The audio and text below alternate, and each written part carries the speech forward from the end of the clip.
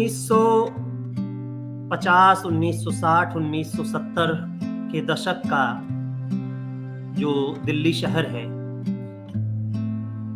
वो कैसा है, किन कंपोनेंट्स से मिलकर के बन रहा है, कैसा माहौल है, उसके बारे में बहुत ही दिलचस्प तरीके से लिखा गया है। अगर आप लोग एक सधे हुए आलोचक की कलम से निकला हुआ ये संस्मरण पढ़ना चाहें तो इसे इसलिए पढ़ना चाहिए कि निर्मला जी अपने आलोचना लेखन में जिस चीज के लिए जानी गई वो है हमेशा उनके लेखन में कुछ भी अतिरिक्त नहीं है। वे बातों को 5 लाइन में अगर कहे जाने की जरूरत है तो कोशिश करती हैं कि 1 लाइन में कह दिया जाए।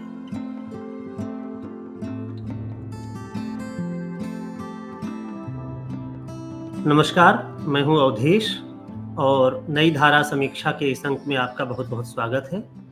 आज मैं जिस किताब की चर्चा करने जा रहा हूं वो हिंदी की प्रख्यात आलोचक निर्मला जैन की किताब है दिल्ली शहर दर शहर। निर्मला जी दिल्ली में पैदा हुई, पली बढ़ी, यहीं पर उनकी पढ़ाई हुई और यहीं दिल्ली विश्वविद्यालय में उन्होंने लंबे समय तक अध्यापन किया और सेवानिवृत्त होने के बाद भी दिल्ली में ही रह रही हैं। तो हम मान सकते हैं कि दिल्ली की सबसे प्रामाणिक बासिंदों की अगर कोई सूची बनाई जाए और अगर ऐसी कोई सूची होती हो तो निर्मला जी जरूर उस सूची में शामिल होंगी। निर्मला जी का सारा काम आमतौर पर साहित्य की आलोचना पर केंद्रित है, लेकिन ये किताब आप बीती से ज्यादा शहर बीती की आंखों देखी दास्तान है। इसमें 1950, 1960, 1970 के दशक का जो दिल्ली शहर है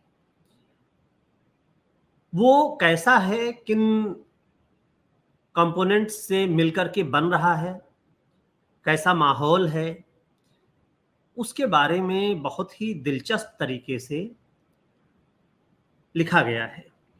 अब एक शहर के भीतर रहते हैं कई शहर। जैसे दिल्ली के भीतर ही अगर बात की जाए तो एक तो चांदनी चौक, शाहजहानाबाद, लाल किले के इलाके के आसपास का शहर है। वो शहर जिसमें संकरी गलियों के भीतर सैकड़ों साल से खड़ी इमारतें और उतने ही पुराने लोगों के आपसी संबंध और रिश्ते हैं। उन गलियों में कहीं दाग का कूचा है तो कहीं गालिब की हवेली है। एक दिल्ली वहां बसती है जो अंग्रेजी शासन के पहले का वैभव है दिल्ली का, उसके इतिहास को बयान करती है, उसके रोमानियत को बयान करती है। वो एक शायराना अंदाज उस दिल्ली में मौजूद है। फिर एक दिल्ली है जो कनॉट प्लेस और इसके आसपास जिसे हम नई दिल्ली कहते हैं, जो लुटियंस दिल्ली है, जिसे अंग्रेजों ने बनाया, बसाया, जहां बड़े सघन पुराने ऊंचे दरख्त और उनके बीच चौड़ी सड़कें, बड़े बड़े बंगले, कॉफ़ी हाउस और उस कॉफ़ी हाउस के भीतर एक तीसरी दिल्ली है जो अदीबों की दिल्ली है, पढ़ने लिखने वालों की दिल्ली है, जो दिल्ली विश्वविद्यालय, जामिया मिलिया इस्लामिया, जवाहरलाल नेहरू विश्वविद्यालय, अखबारों के दफ्तरों और मंडी हाउस के तमाम रंग कर्मियों को खींच करके ले आती है। ये दिल्ली नई दिल्ली में होने के बावजूद एक ऐसी दिल्ली है जो सनातन भी है और अधुनातन भी है।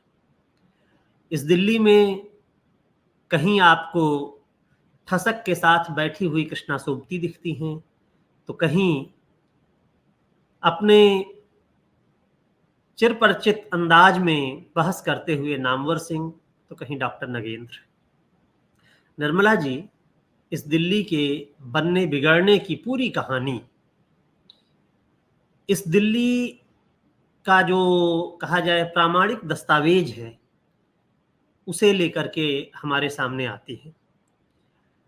मजे की बात यह है कि ये किताब उस तरह से दावा नहीं करती कि ये इस शहर का कोई सांस्कृतिक इतिहास लिखने की कोशिश कर रही है, लेकिन अगर हम इसको दिल्ली शहर के सांस्कृतिक इतिहास की तरह पढ़ना चाहें, अगर हम इसमें से सिर्फ कैरेक्टर्स के बारे में ना सोचें और सोचें उन संस्थानों के बारे में, उन जगहों के बारे में जिनकी दिलचस्प कहानियां, जिनमें आने जाने वाले तमाम लोगों की कहानियां दर्ज हैं, तो ये किताब दिल्ली के सांस्कृतिक इतिहास की तरह से भी देखी जा सकती है। यहाँ पर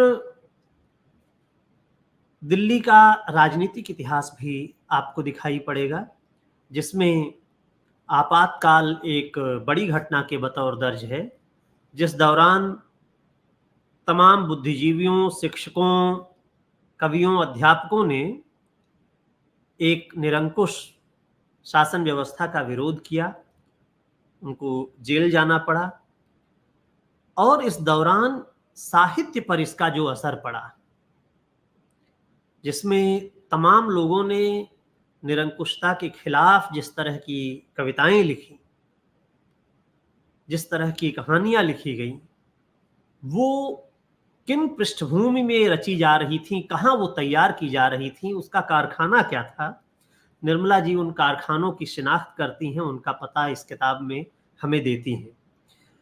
अगर आप लोग एक सधे हुए आलोचक की कलम से निकला हुआ ये संस्मरण पढ़ना चाहें, तो इसे इसलिए पढ़ना चाहिए कि निर्मला जी अपने आलोचना लेखन में जिस चीज के लिए जानी गई वो है, हमेशा उनके लेखन में कुछ भी अतिरिक्त नहीं है। वे बातों को 5 लाइन में अगर कहे जाने की जरूरत है तो कोशिश करती हैं कि 1 लाइन में कह दिया जाए। शब्द स्फीति नहीं है, उनमें कोई फैलाव नहीं है, आडंबर नहीं है। उस तरह की आलोचना लिखने वाली आलोचक जब अपने शहर के बारे में लिखती हैं, तो वहां भी उतना ही सावधानी है, वहां पर भी वही सलाहियत है जिसमें कुछ भी अतिरिक्त नहीं, लेकिन हर बात करीने से, व्यवस्थित तरीके से साफ साफ बता देने के अंदाज में है। जबरदस्त पठनीय रचनात्मक गद्य है ये। और इसके साथ साथ एक बात जो इस किताब को महत्वपूर्ण बनाती है, वो है अपने साथ के लोगों के बारे में, जो उनके साथ काम करने वाले लोग हैं, जो समकालीन साहित्यकार हैं, उनके बारे में बहुत ही आत्मीय तरीके से बात करना, उनको याद करना, ये इस किताब में दर्ज है। राजकमल का प्रकाशन से प्रकाशित है ये किताब, और आपकी दिलचस्पी है तो इस किताब को जरूर पढ़ें। बहुत बहुत धन्यवाद।